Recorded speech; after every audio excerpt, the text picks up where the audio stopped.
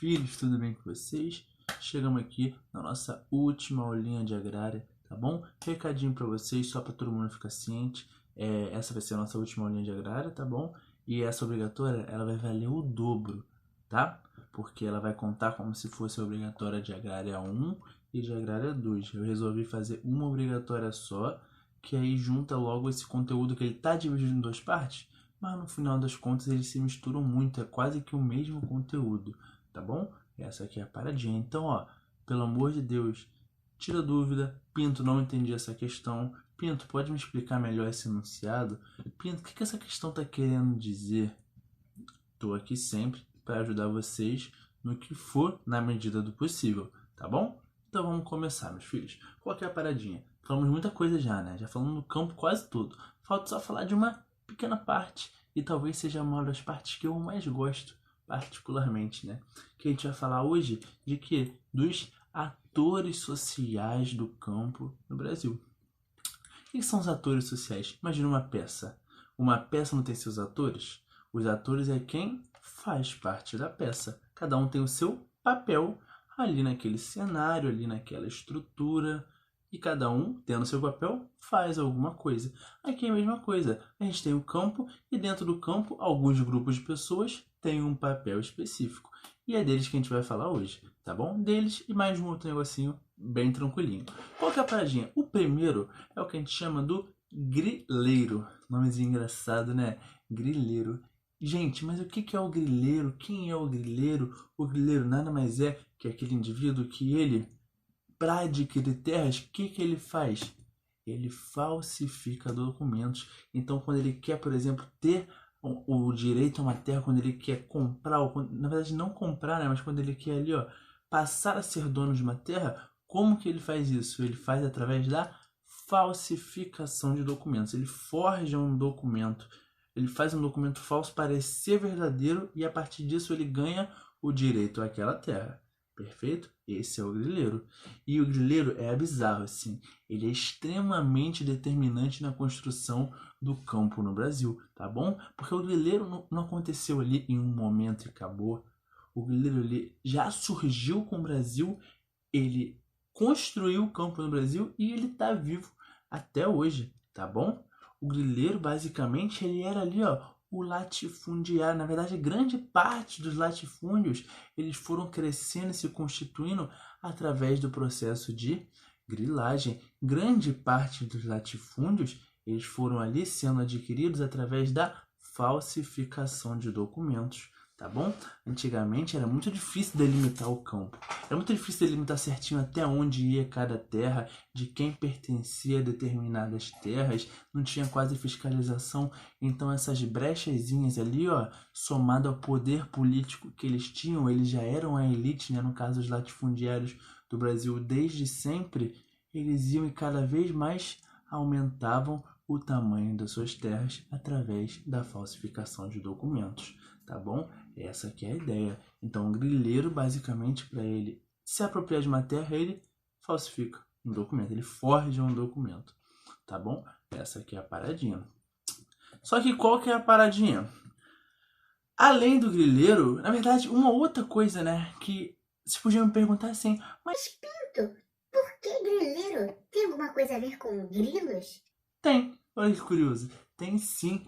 Grileiro é basicamente porque como que eles falsificavam os documentos? Chegava lá, fazia um documento bonitinho, olhou assim, ó, falsificou o atestado, pum, jogava onde? Numa gaveta cheia de, adivinha? Cheia de banana? Não, o nome deles não é bananeiros, cheia de grilos. Por quê? Porque eles deixavam tempo e quando eles tiravam, o documento estava ali, ó, meio amassado, meio amarelado, com aspecto de antigo. Então, se eles queriam, por exemplo, falar que uma terra ali, ó, era do bisavô deles, que ele adquiriu há 200 anos atrás, o documento tem que parecer de 200 anos atrás. Então, ó, dava esse aspecto de antigo. E como ele, o documento era antigo, parecia que era verdadeiro, tá bom? Então, o ator passou a ser identificado com a prática que ele fazia. Falsificava documentos e como? Botava na gaveta ali com grilo para parecer verídico. Todo mundo entendeu? Essa aqui é a paradinha. Esse foi o nosso primeiro ator, mas a gente comentou ele, a gente vai falar dele mais algumas vezes ao longo da aula, tá bom? Então qual que é a paradinha? Vamos lá. O segundo já é o poceiro. Poceiro que não é exatamente o oposto deles, mas tá ali, ó, em conflito constante com o grileiro. Porque qual que é a diferença do poceiro pro grileiro? O poceiro, quando ele quer adquirir uma terra, ele adquire através da sua ocupação. Ele olhou ali, não tem nada, não tem ninguém, ele vai e ocupa. Literalmente, ele vai, monta um barraquinho, começa a plantar, trabalhar, e com o tempo, aquela terra passa a ser dele, tá bom? É exatamente isso. Esse é o poceiro. E, pô, pensa comigo. Por que o maluco vai ocupar? Se ele vai ocupar porque ele não tem dinheiro. Então eram o quê?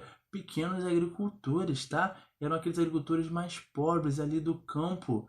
Então ele chegava ali, olhava para um pedaço de terra, tem nada, tem ninguém? Botava a casinha deles ali, começava a plantar ali, e depois de um tempo aquela terra passava a pertencer a eles, tá bom? Não sei se vocês sabem, mas isso é permitido. Se você tiver aqui em São Gonçalo, ver uma casa abandonada, abandonadona lá, e não tiver ninguém, e você chegar e começar a morar ali, e pagar direitinho o IPTU ao longo de 5, 6, 7 anos, aquela casa ela passa a ser sua.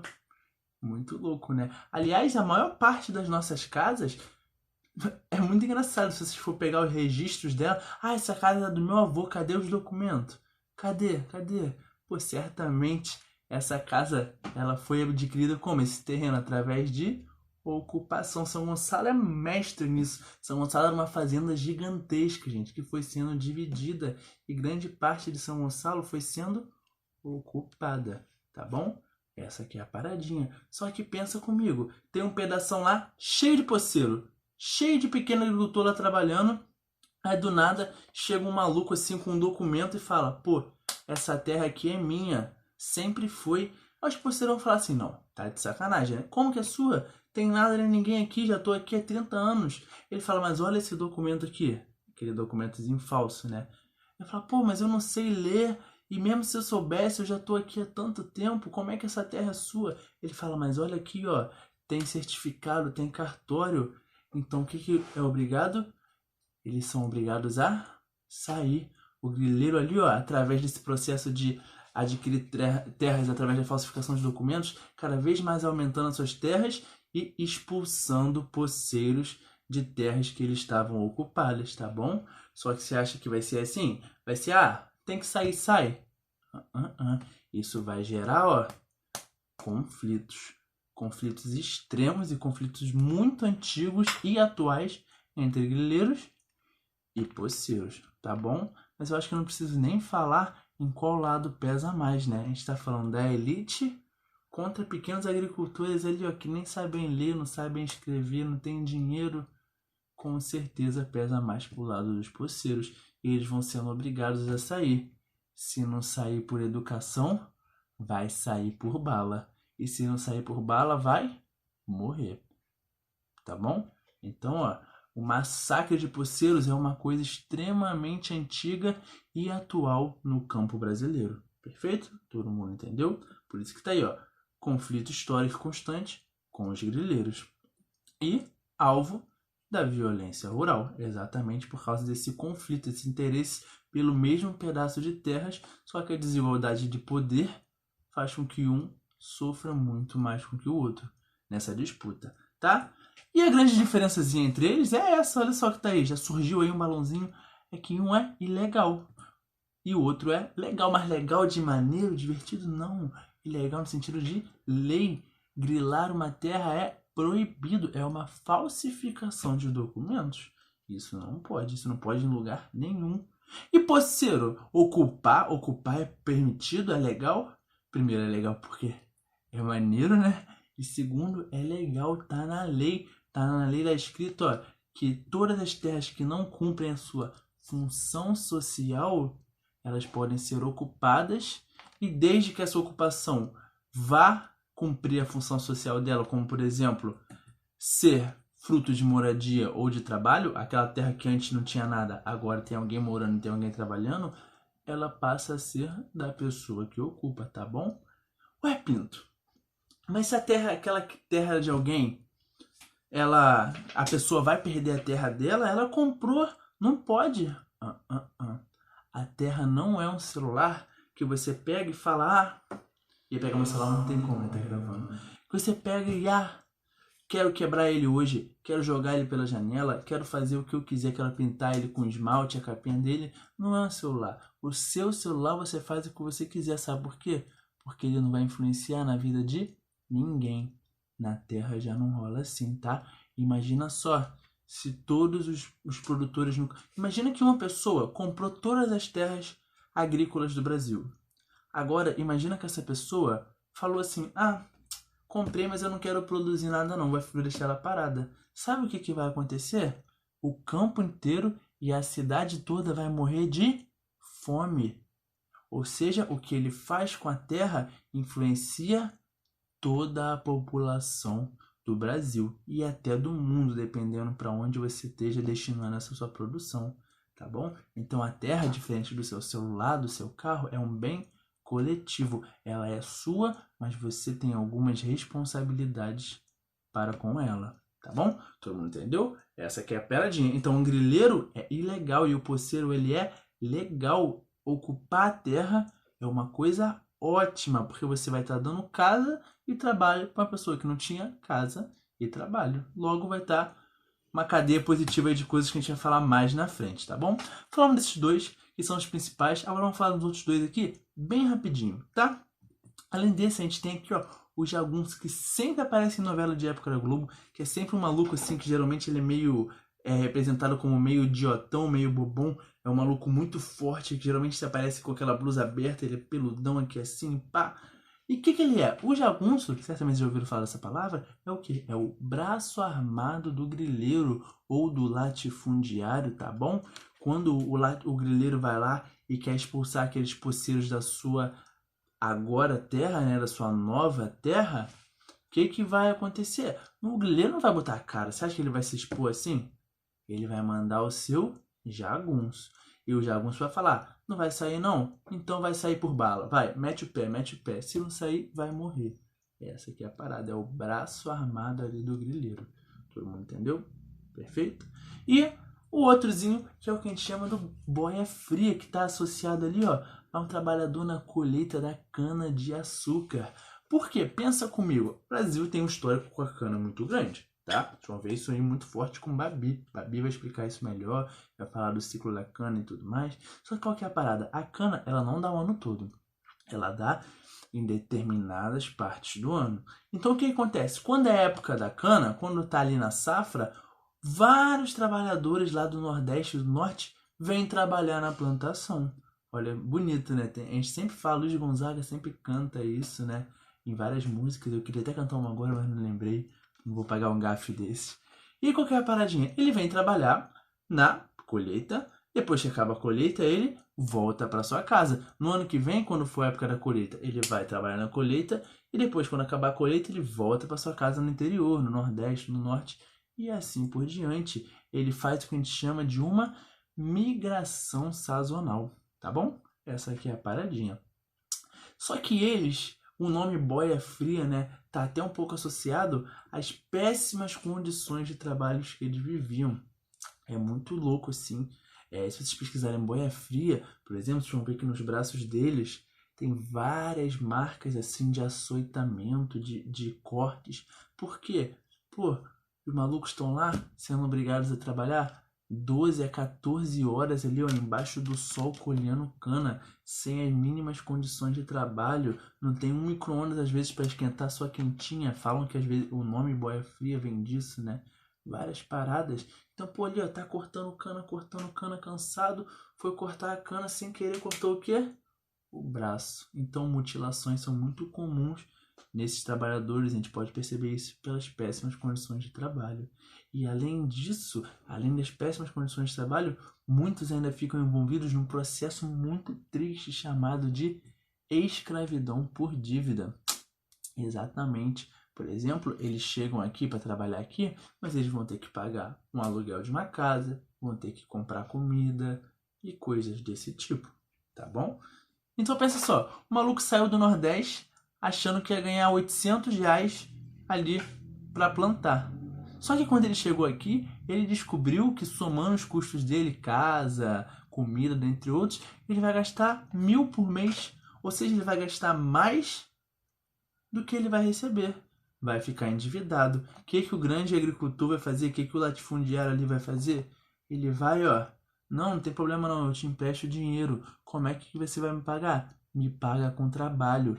E ele não consegue nunca mais sair dali, porque ele vai ter que ficar trabalhando sempre para pagar, e ele vai receber menos do que ele tem que gastar no mês, vai ficar sempre em dívida e vai ter que ficar trabalhando ali constantemente, num regime praticamente semi-escravista, né?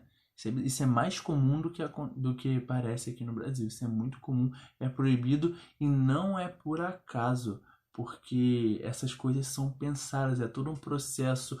O latifundiário, quando oferece 800, sabe que quando ele chegar aqui, ele vai ter que gastar 1.000, 1.100 para se bancar e tudo mais. Então, não é uma parada assim aleatória. É tudo pensado, é extremamente perverso. Tá bom? Todo mundo entendeu até aí? Beber aquela aguinha, né, aqui, tá? Doideira. Todo mundo pegou até aí, gente, filho? Aquela parada.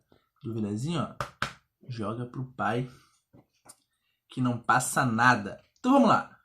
Última partezinha da aula pra gente como? Acabar. A gente vai falar agora dos movimentos sociais rurais, os movimentos ali que lutam pela questão agrária, pela questão ali rural, pelas melhores condições de vida e trabalho no campo, tá bom? Essa aqui é a paradinha. Então vamos lá. Qual que é o objetivo geral? Pega a visão dos movimentos sociais rurais. A gente acabou de falar ali, né? O objetivo geral é cumprir a função social da terra. Por quê? Pensa comigo. Qual que é a paradinha? Lembra que a gente falou? Como é que é o Brasil? A terra é extremamente concentrada. Só que tem uma característica no latifúndio que é o quê? Ele não está todo ali repleto por cana. Uma parte dele é improdutiva, uma grande parte dele é improdutiva. E por que é improdutiva? Porque quem é dono do latifúndio sabe que o quê? Ter terra é ter poder.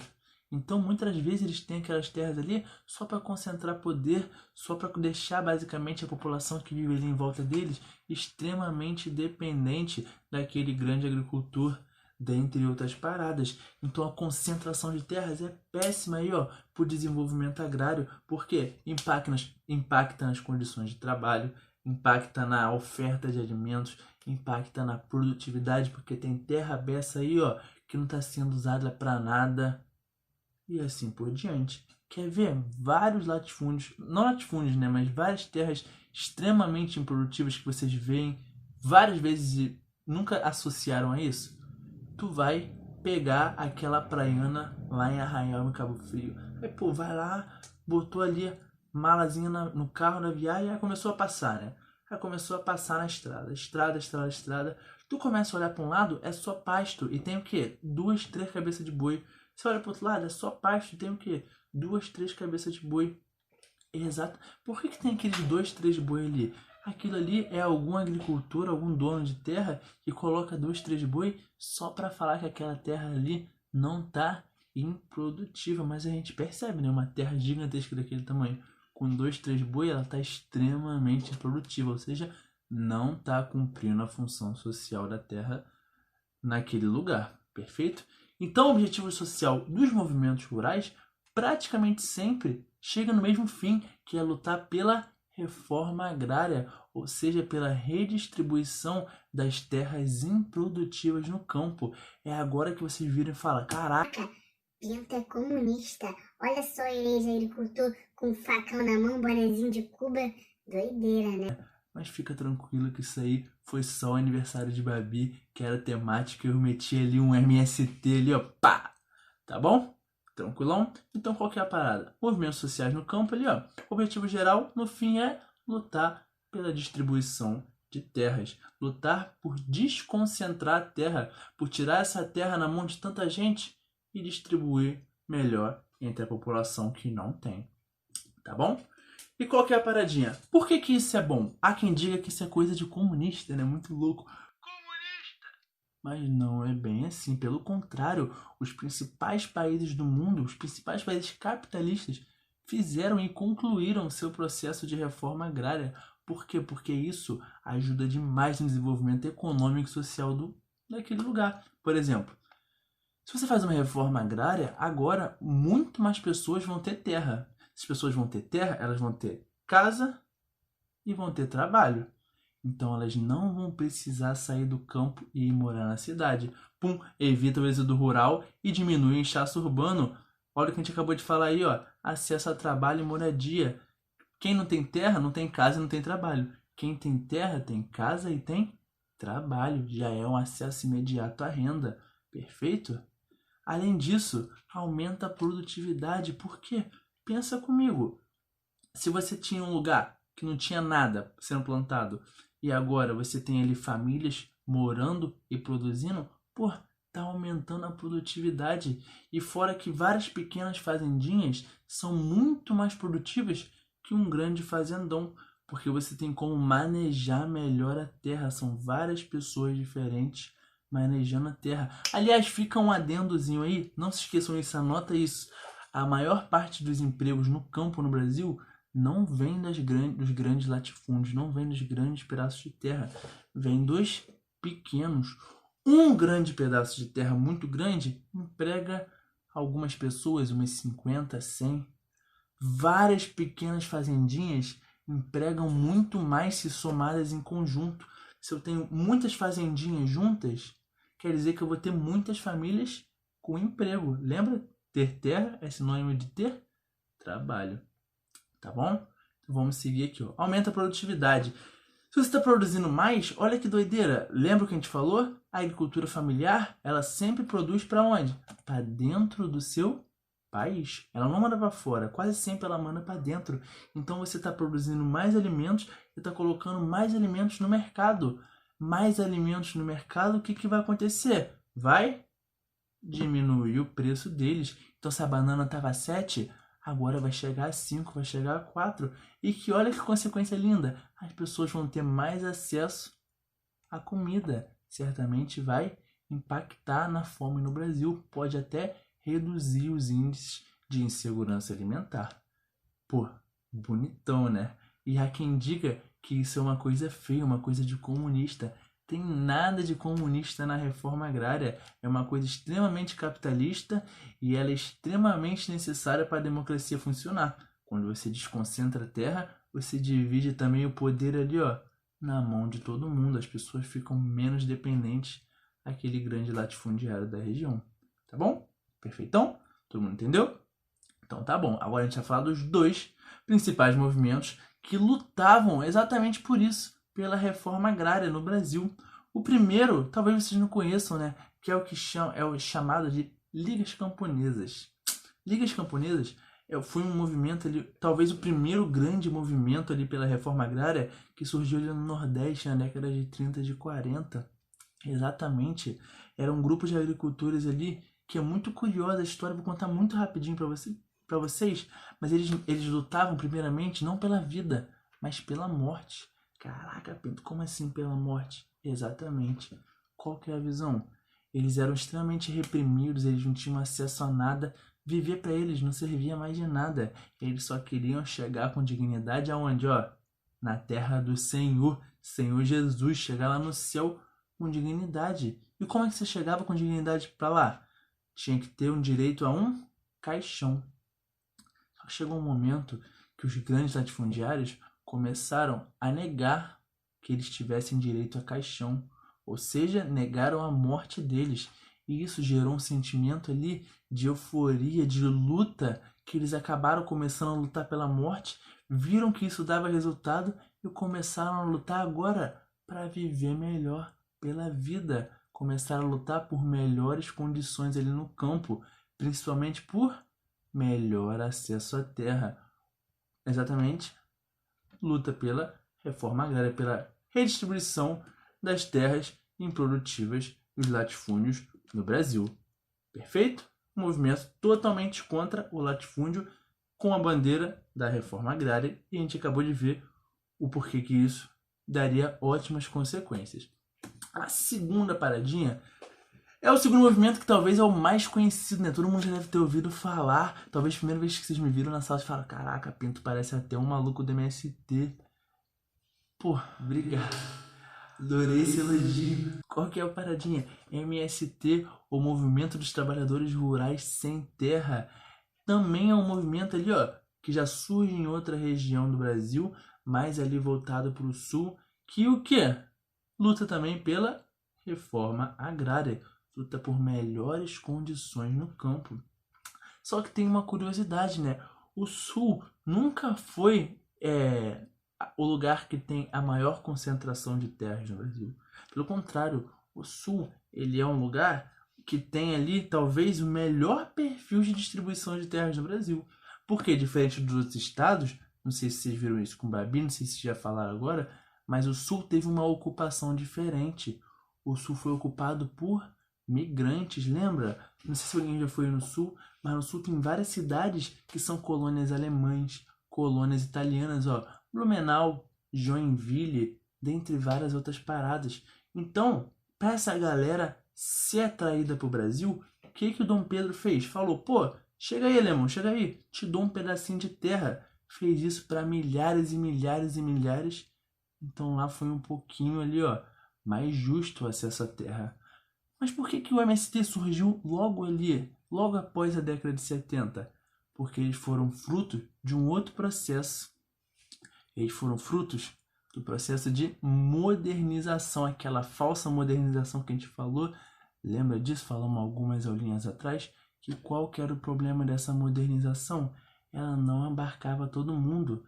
Quem se modernizou foram os antigos latifundiários. Quem era pequeno latifundiário não se modernizou, não tinha acesso à renda, não teve acesso a crédito, não teve acesso a esses equipamentos. E qual que foi a consequência? Esses pequenos agricultores, cada vez mais ao longo do tempo, ó, excluídos dos processos de modernização, não conseguiam competir, faliam e eram obrigados a vender as suas terras. Tá bom? Então esses agricultores aí, ó, eles já foram frutos ali da expansão do agronegócio, da modernização do campo brasileiro, e passaram a lutar por melhores condições ali de produção. Porque ali, ó, o sul, que era um lugar que era bem mais distribuída a terra, começou a ficar cada vez mais concentrada por conta do avanço do agronegócio, tá bom? Falia os pequenos, os grandes iam e compravam suas terras, e cada vez mais tinha mais terras na mão de menos pessoas. Perfeito? Tem até um documentáriozinho que fala sobre uma marcha da MST lá no norte. Eles estavam fazendo uma marcha em luta da reforma agrária em direção a Eldorado, lá em Carajás, e simplesmente a polícia foi e matou 19 manifestantes da MST que estavam desarmados de surpresa, e eles nunca foram punidos até hoje. Isso mostra claramente ali, ó, quem que tem o poder no campo. Não são os poceiros nem os pequenos agricultores. A gente já viu, ó. A gente até percebe o nome, ó, Movimento dos Trabalhadores Sem Terra. Eles tinham terra, mas eles ficaram sem terra por conta desse processinho, tá? Então a gente viu, ó, é contra o agronegócio. Eles falam que o agronegócio, ó, dificulta o acesso à terra. Por conta dele, os pequenos produtores não conseguem competir. Além disso, é uma produção alimentar suja. Lembra que a gente falou? Cheia de agrotóxicos. Quando você vê aquela maçã da Branca de Neve, desconfia. Ela é bonita, ela é brilhante, mas está envenenada. Fica ligado. E, além disso, ó, agrotóxico, transgênico, desmatamento, a vera. Que isso? Como é que fica o meio ambiente? Não fica. Destrói. Então, ó, ele vai e, além de lutar pela reforma agrária, ele quer que seja uma reforma agrária que melhore as condições no campo, ó. Olha essa noticiazinha. Como o MST se tornou o maior produtor de arroz orgânico na América Latina. Exatamente, uma produção orgânica, ó, sem semente transgênica e sem agrotóxico, quase sempre.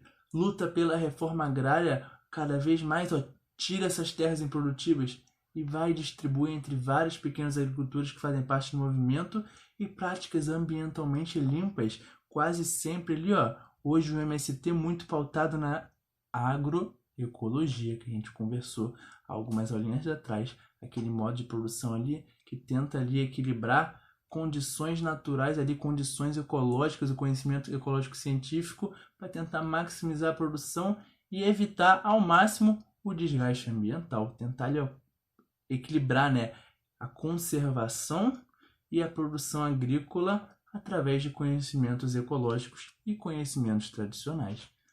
Tá bom, meus filhos?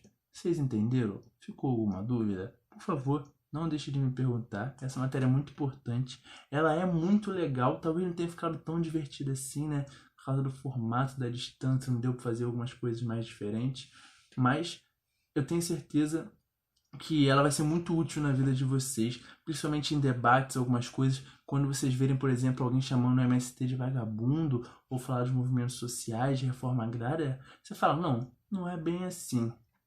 Tem esse ponto, esse ponto, esse ponto e esse ponto. Isso pode mudar um pouco na nossa vida sim, tá bom? Então é isso, meu filho. Um beijão, espero que vocês tenham se divertido um pouquinho pelo menos. Qualquer dúvida me perguntem, estou aqui sempre e até semana que vem.